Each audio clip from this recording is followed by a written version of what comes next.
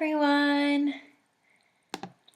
Alright, so as you all know, we are going over the third grade reading guarantee.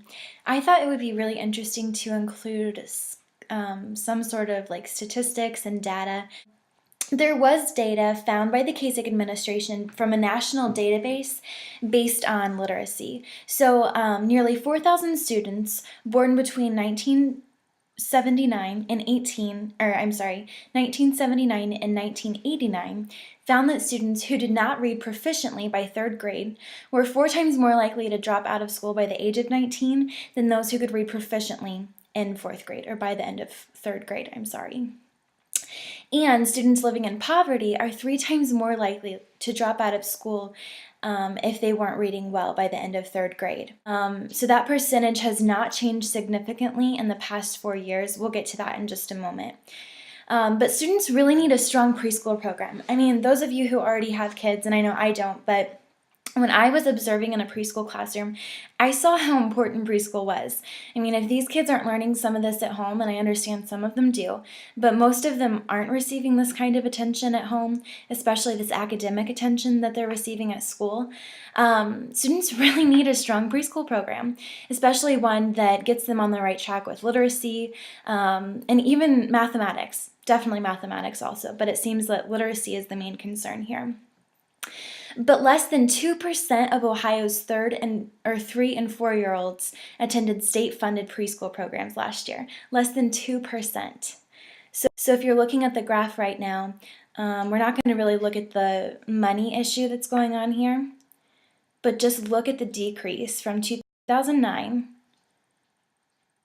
and then 2010 and 2011 look pretty much the same. In blue, that is the 3 and 4-year-olds that are enrolled in preschool. And the yellow is the 3 and 4-year-olds that are not enrolled in preschool. So that's less than 2% of Ohio's 3 and 4-year-olds attending state-funded preschool programs last year. And Ohio meets the fewest number of national benchmarks for quality preschool of any state. I also thought that was interesting. So the next thing that I want to tell you, you're also going to be seeing a graph right now, the percentage of proficiency for fourth grade reading. So from 2002 to 2011, the national public, there was a slight increase there, so 30% to 32% in 2011. If we look at Ohio, the percentage of proficiency for fourth grade reading, there was no change from 2002 to 2011. It was both 34%. And in Florida, they began in 2002 with a 27% proficiency at fourth grade reading. And in 2011, they're back up at 35% for proficiency in fourth grade reading. That's a huge increase. And then in Indiana, it's basically the same as Ohio, 33% in 2002, 33% in 2011.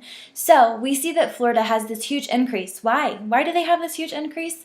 It is because Florida introduced a third grade reading guarantee in 2003. So starting in 2003, they introduced and recognized the same law that we are introducing and recognizing in Ohio starting next year. And some of it has already started now. So in 2003, when Florida introduced the third grade reading guarantee, there was an uproar because more than 30% of Florida's third graders were at risk of being held back. And that's very likely here in Ohio. With some of the pre-testing that they're doing, there's so many students who are behind, and there is a huge uproar because of it. But in Florida, within 2 years, the numbers of third graders at risk of being held back was cut in half. And the rate remained constant until this year, until 2012, when the state raised the requirements to pass. I'm so on board after seeing all this data and statistics about how great Florida has done with the third grade reading guarantee. But what about you guys? I want you to have a discussion kind of about this. Now that you know some of the data and the statistics based on Florida's success, what do you think Ohio should do?